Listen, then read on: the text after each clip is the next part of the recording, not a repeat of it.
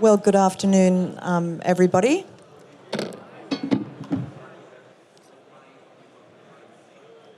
We will get started because I'm committed to keeping on time today.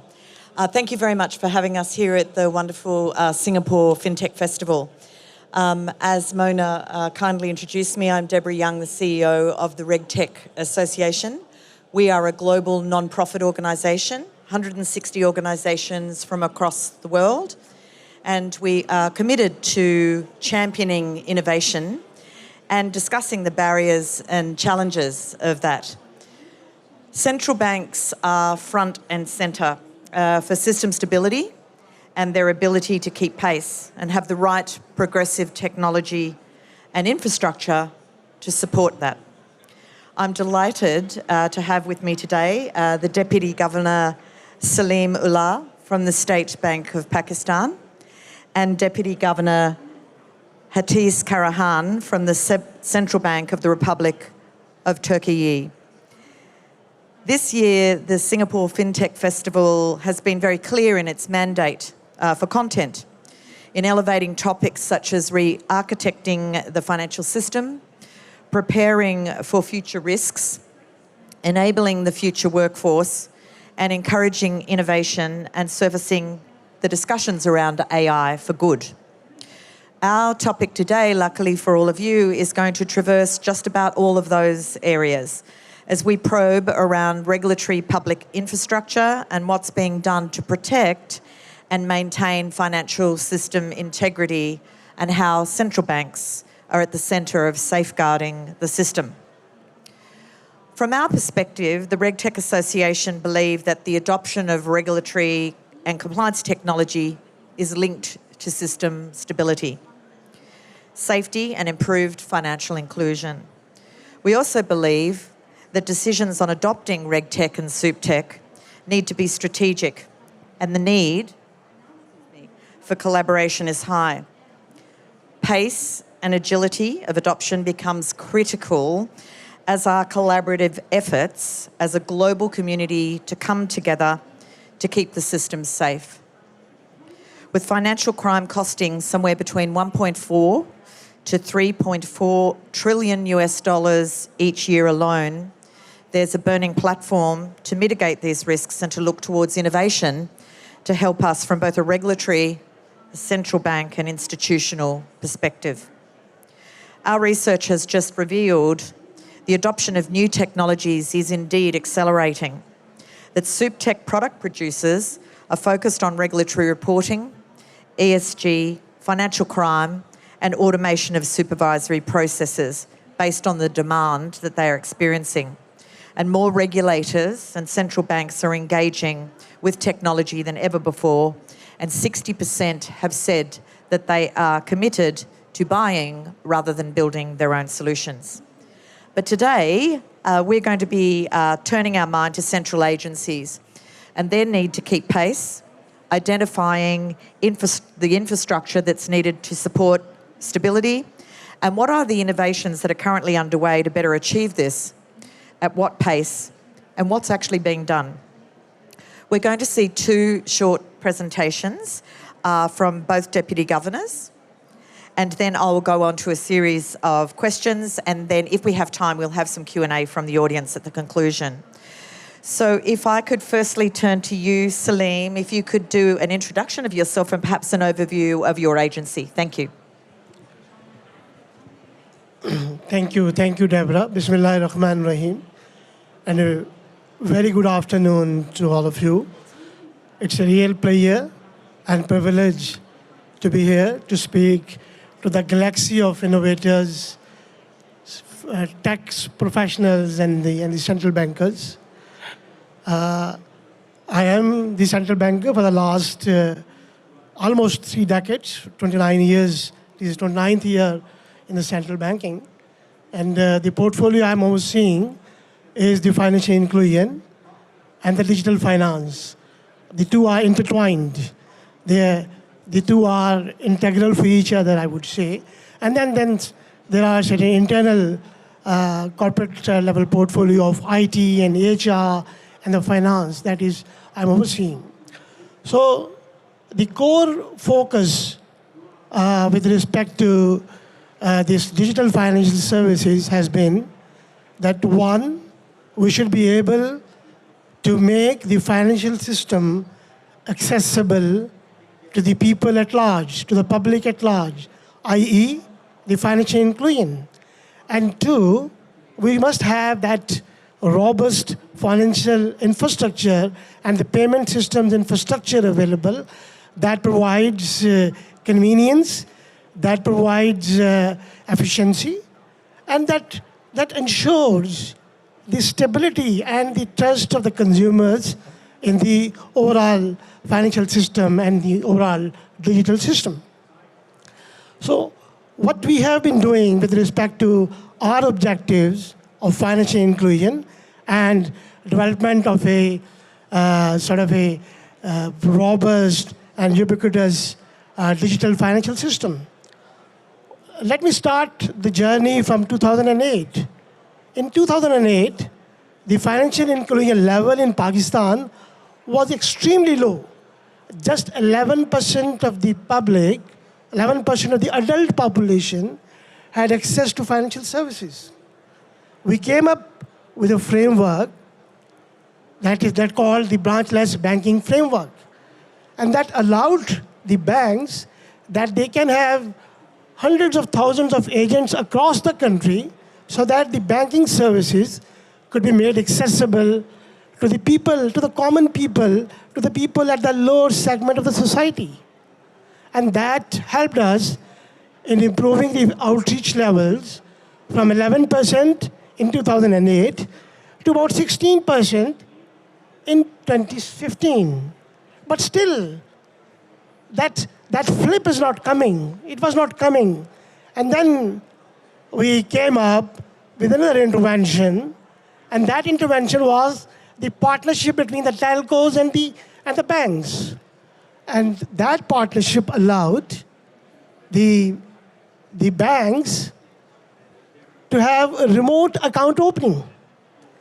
So that enabled us that in 7 years' time, starting from 2016 till to 2023, the branchless banking accounts and mobile wallets, they increased from 11 million in 2016 to 103 million right now.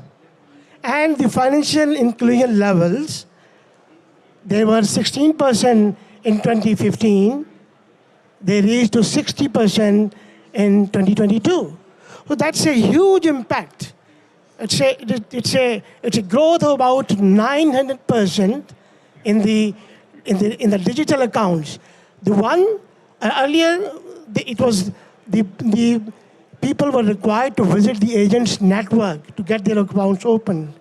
But then, when we allowed that remote account opening through that partnership between the telcos and the banks, that remote account opening gave that flip, and we have that 103 million accounts opened.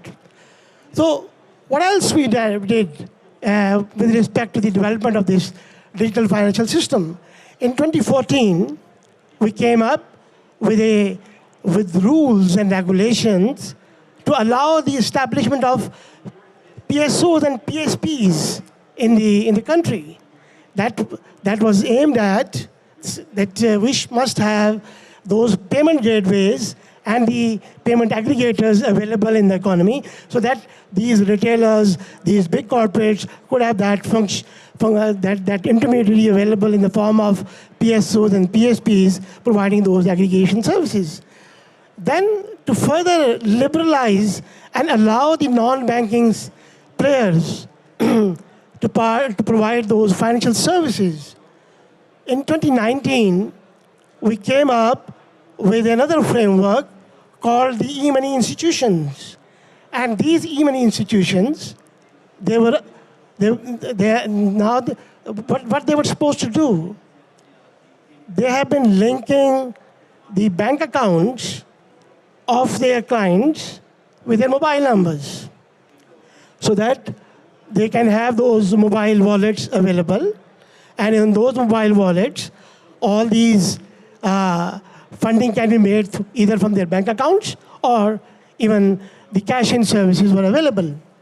So that also added another feature with respect to the platform of the digital financial services. By now, about 2.5 million digital wallets, e-money wallets have been opened. Then another very important initiative taken by the central bank with respect to the development of the digital ecosystem was the digital banks framework that was announced in 2021. And you would be pleased to know that 5 banks, one of them based in, but rather 2 having the presence in Singapore. One is the Hugo Bank, and the other one is the Telenor Microfinance Bank. They have been, including these 2, 5 have been given the in-principle approval to establish the digital banks. So I mean to say is that the approach is that let's provide different sets of players to provide that digital ecosystem. I've just 1 minute more. I know that time is coming up. Another very important initiative that we took, one was taken in 2008, that was to develop the establishment of real-time gross settlement system, RTGS. But the big flip has come in 2020 when we established the instant payment system in Pakistan. And we are really grateful to Bill and Melinda Gates Foundation that funded that instant payment system. And we are amongst a few countries, 10, 12 countries in the world having that instant payment system. And within a span of just 2 years, we have more than 34 million RAST IDs. Now, people can just accept payments and make payments using their mobile ID. One last thing about RAST is that last week, we have signed an MOU with Arab Monetary Authority. And that Arab Monetary Fund, and they have their instant payment system, and we have our own instant payment system, and we will be conducting the 2 instant payment systems, enabling, I would say, millions of overseas Pakistanis working in the 22 Gulf countries to instantly and directly send their remittances to Pakistan.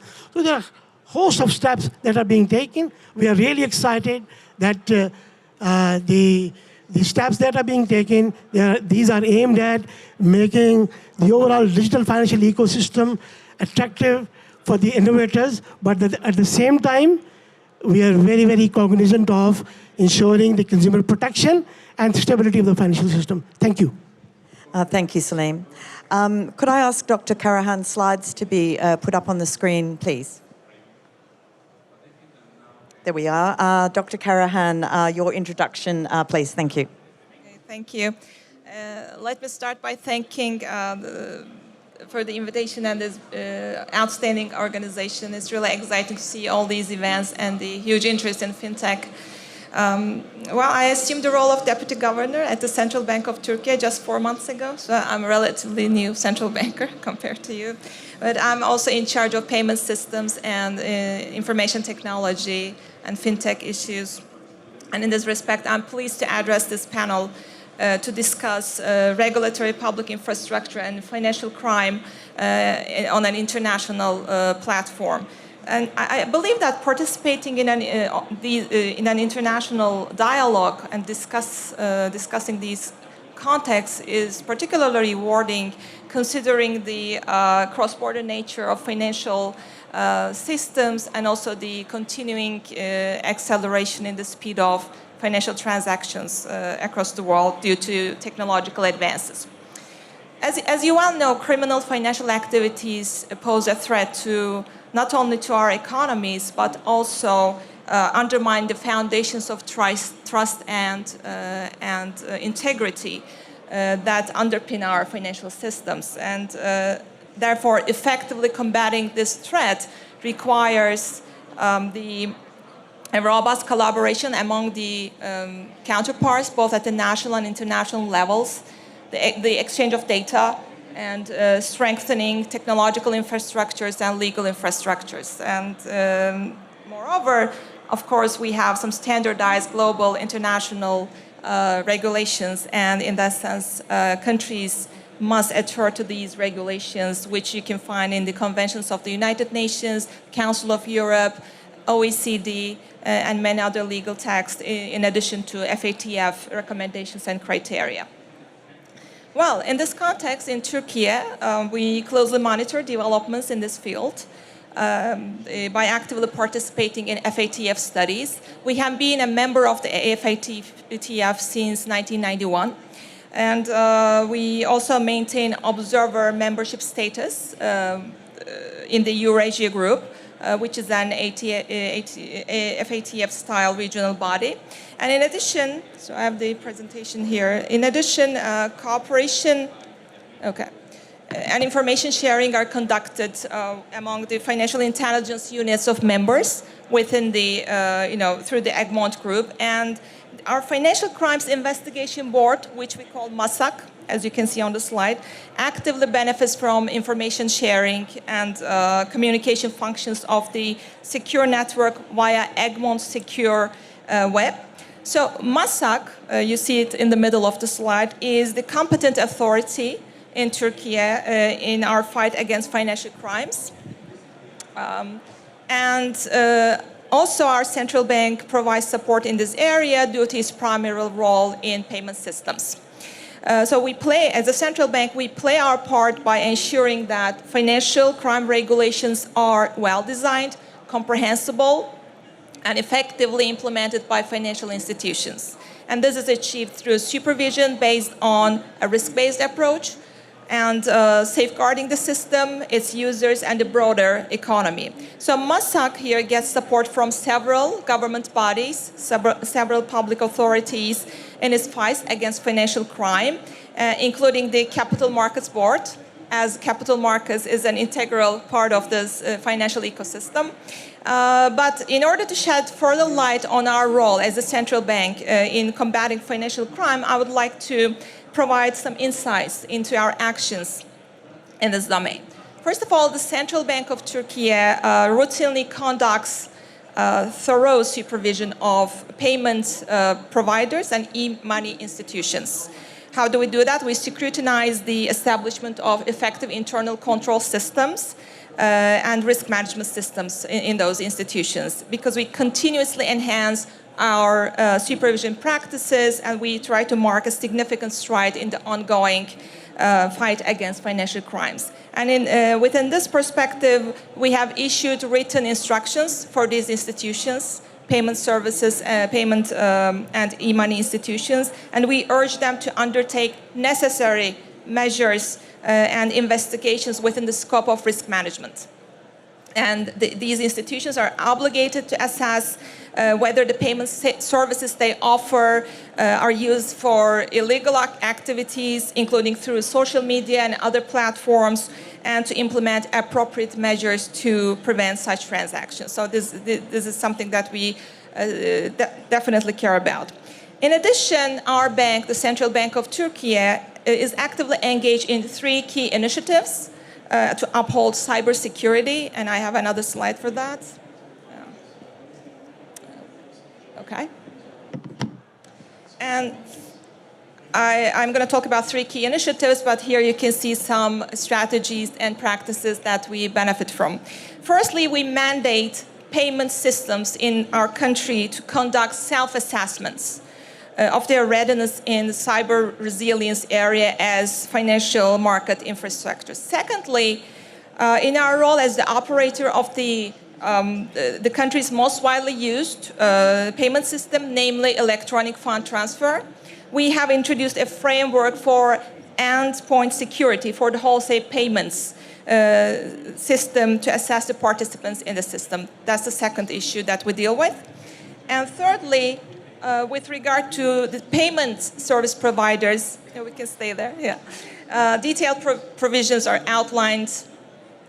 Okay, back. Okay, we're still there. Yeah, in the regulations of both the Central Bank of Turkey and the Banking Supervision and Regulation Agency, and these regulations establish the general rules that must be adhered to in order to ensure cybersecurity and resilience for payment service providers. And while forming our initiatives and strategies, we benefit from and comply with various international standards, as you can see on the slide, strategies and practices, so we adopt a holistic perspective in this regard. So this is my introduction. Thank you. That was a very comprehensive overview from you both. So we might get right down to the questions. In the last few years, the world has undergone significant digitalisation in the area of payment systems. And I've got two questions that I'll ask Dr. Karahan first and then Saleem. What steps were taken by your institution to adapt to these innovations? And second question, how are you maintaining the security of your digital payment systems? Firstly, Dr. Karahan. Okay, sure. So in our country, retail payments are conducted through credit, debit, and prepaid cards. But yes, thank you. And but credit transfers traditionally cater to wholesale payments or relatively high level or high amount retail transactions, such as car purchases or house purchases. So the Central Bank of Turkey has established and introduced the instant and continuous transfer of funds, which we call FAST, the system. So it's a unique immediate system tailored to Turkey, and it was both developed. It's both developed and operated by our central bank. And this innovative system, as you can see, it started operating in January 2021. So what does it bring to the system? First of all, this innovative system empowers customers to initiate payment orders around the clock. That's one big advantage, and it ensures swift execution. Within seconds only, within 0.3 seconds, as far as I know. And so the funds instantly become available in the recipient's account. In addition, so this is the basic system that we have, but in addition, we have implemented some additional features to the FAST system, so I can call them some overlay services to improve functionalities for the payment service providers. So in this context, we have developed and implemented 3-layer service developments, and they have already been introduced to the system. You can see them on the slide. The first one is easy addressing or proxy addressing service. The second layer is QR payments, and the third one is security overlay services, which we call SFF. And there are also 2 other service developments that will be introduced to the system. And those are the request to pay and escrow overlay services. We are still in the process of developing them. But if I should briefly focus on the first 3 ones that are already being implemented, I can briefly say that the first one, proxy addressing or easy addressing, with this overlay service, users can transfer money in a secure way and a swift way by just matching their accounts with easy to remember addresses. So you can use 5 alternative addresses. This could be your national identification number, tax identification number, your email address, your phone number, or your passport number. This is a very practical service that we provide to customers. And the second layer is QR payments, as you can see on the slide. It facilitates quick and secure transactions without the need for account information. So in the first one, you need some kind of information, but in the second one, you only use the QR code and still use the fast payment system. And this payment method can be used at various points, including merchants, e-commerce platforms, ATMs, and also for person-to-person money transfers. And the third one, which is in fact, is SFF. It means actually protecting.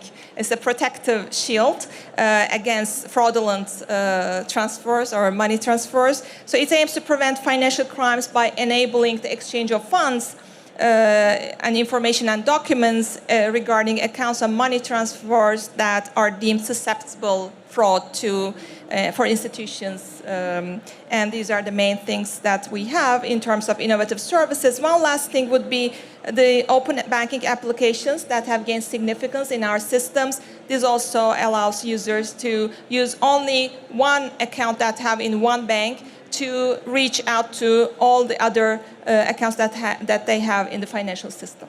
Thank you very much. Innovations in payment systems and security. Yeah. You see that there are two initiatives or two forums which are promoting innovation. One forum is the Central Bank's Forum, and the other forum is the Forum of the Government of Pakistan. We both are taking initiatives to promote that innovation. Let me give you one or two examples that what the Central Bank has taken with respect to promoting innovation. And we are promoting innovation to address the problems and issues faced by our economy. For example, one of the issues that was faced by our economy was very limited financial inclusion of the SMEs. Out of about 5 million SMEs, just 150,000 had access to financial services. So what we did in 2018 or so, we announced a challenge fund. We had certain funding available from World Bank, and from that we announced a challenge fund and invited proposals that come up with your solutions, that how can you bring these SMEs in the financial system net. So there, one proposal that suggested that how can the overall supply chain, there are hundreds of thousands of retailers and distributors attached with the supply chain, and that proposal was that these distributors and manufacturers and the retailers at the ground level, they would be connected digitally, and once they would be connected digitally, then the banks will be having their financial transactions data available with them, enabling the banks to have that confidence about the financial capacity of those vendors and the institutions, and then enabling the banks to extend the financial services to these institutions. And I'm very happy to quote that that institution, that which was one, it has successfully developed. It has started operations since last 1 year or so. They have already taken on board more than 5,000 vendors and distributors on that.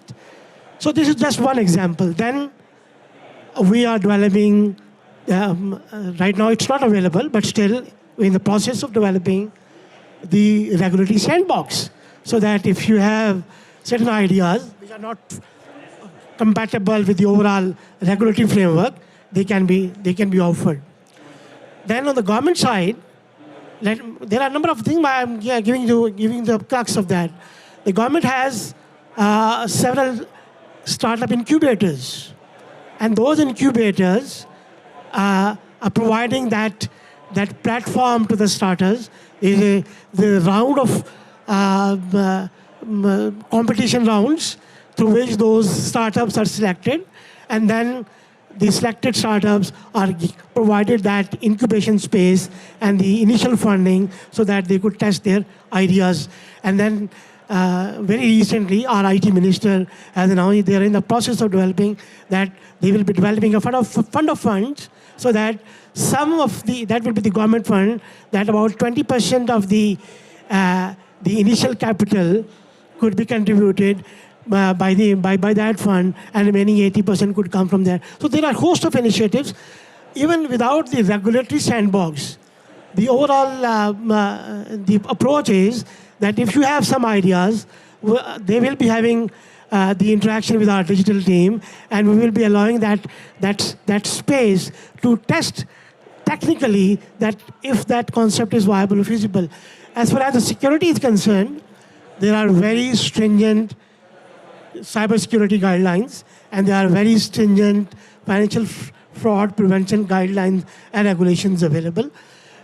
Let me give you one example, that there have been instances that these branchless banking accounts and mobile wallets there have been instances that the frauds are being, financial frauds, although they are just less than 2% of the overall transactions that are being taken, but bulk of those 2% were being carried out from these mobile banking wallets. So then we issued, in consultation with the industry, a detailed framework. One of the features of that framework is that there will be delay of withdrawals from these mobile wallet accounts for 2 hours. So, and only for those accounts which have been opened for the first time, and those accounts which, as per the AI-based data analysis of the bank, they are susceptible to frauds. For those accounts, that has been introduced. Thank you. Thank you. We've been having way too much fun up here, and we're running over time. So I'm sorry, with your permission, going to skip over a couple of the middle questions, because I think we can't have a panel at this festival without talking about generative AI. So I'm going to ask you both for your less than 1 minute summation of the role of generative AI. Is it something that you are getting excited about, or is it something that you are approaching with a high degree of caution? And then I've got one final question after that, so if I can ask you to be really brief in your response. Thank you. So, for me, let me say this. We are really excited. Why? Because that's going to make our task relatively easier. One, that the compliance that is needed in the regulatory institutions, we believe that this generative AI would help us in having better compliance levels, because the institutions would be better equipped to have their compliance mechanisms aligned with the regulatory requirements. And then at the central bank level, because we are having the supervision both at the institutional level, micro level, and the macro level, here too we believe that this development that would enable us to better align our overall risk management systems with the changing dynamics of the risk in the industry. So let me say this, we are really excited. Well, that's one for excitement. Dr. Karahan. We are really excited too. Excellent, that's two for excitement. Yeah, because generative AI definitely stands out as a major development in the recent AI technology. And in terms of financial sector, with this development, banks can quickly identify potential data anomalies for fraudulent activities. And in that sense, there's huge potential there. But on the other hand, we also acknowledge that there are some potential risks associated with generative AI, particularly in light of tools like deepfakes, which can create fake texts or conversations or videos for fraudulent purposes. And therefore, while this new technology has important areas of use in the financial sector, we emphasize that its risks should be well assessed. And once proven efficient, effective, and productive, generative AI can be integrated into financial systems. So we simultaneously analyze the opportunities and risks, and that's why we have a cautious approach in that sense, although we are excited. Oh, that's fantastic. And there was one final question, and it was perhaps I could best ask you to describe in one word your parting comment, where, as we go back out into the world, after meeting these 70,000 people here at the Singapore FinTech Festival, what is the one word that best describes about what you think people in this room should be thinking about as they go back about their daily business? So my one word would be that please innovate, but not for the purpose of innovation, but for the purpose of bringing betterment to the lives of the common people. It should be a targeted intervention, innovation for the purpose of bringing betterment in the lives of the people. If that is the thing, then we must do that. Thank you. Well said. And what I observe in all these events and what I get from insights is that there are huge opportunities arising, but they come along with risks. And that's why I believe that we should enhance international cooperation both in the development of new technologies and in our common fight against financial risks and crimes. And my word will be collaborate. Yeah. Oh, thank you very much. And that is my word as well, collaborate. So please join me in thanking Saleem and Dr. Karahan. Thank you.